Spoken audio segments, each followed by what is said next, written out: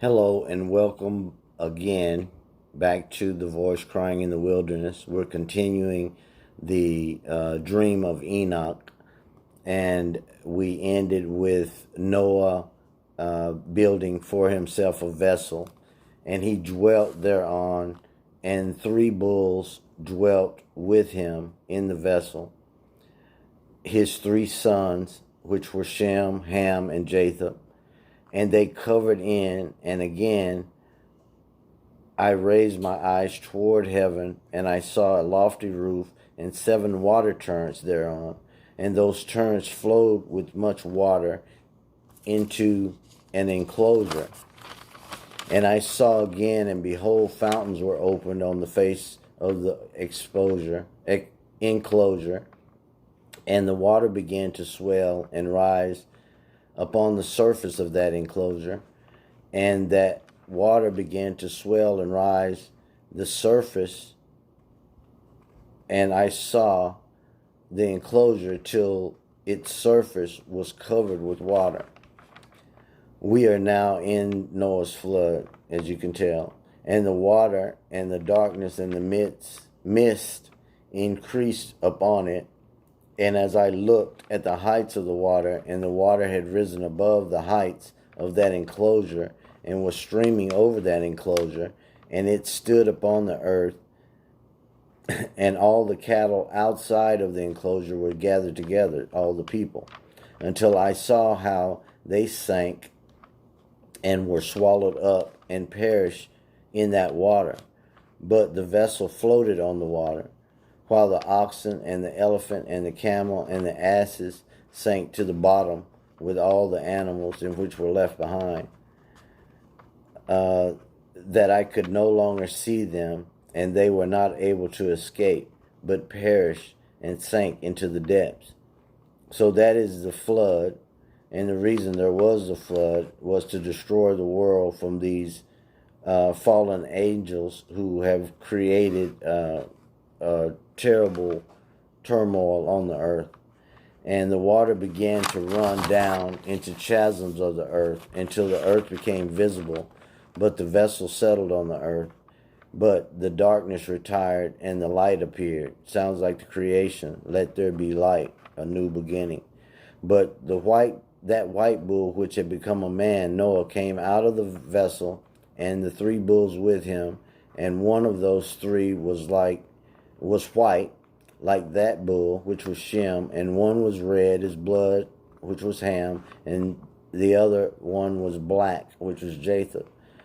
And that white bull departed from them, and they began to bring forth beasts of the field and birds. So also arose different generations of lions, tigers, wolves, dogs, hyenas, wild bears, squirrels, falcons, vultures, kites, eagles, and ravens.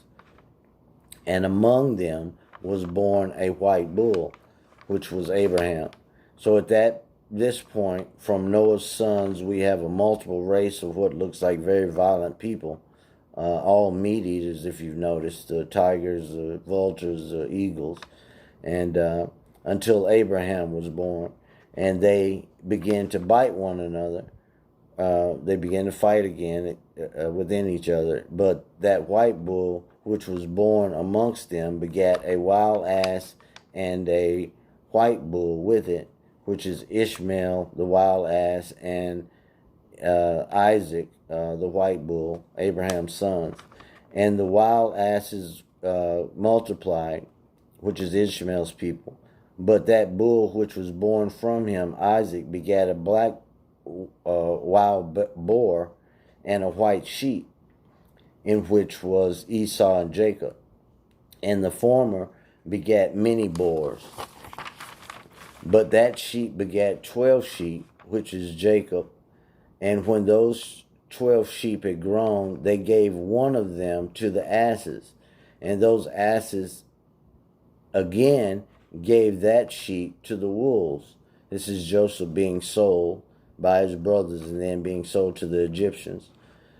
And that sheep grew up amongst the wolves, and the Lord brought that sheep, the 11 sheep, to live with that sheep and pastured with it amongst the wolves. This is Joseph moving his family to Egypt because of the famine. And they multiplied and became many flocks of sheep, meaning the Israelites.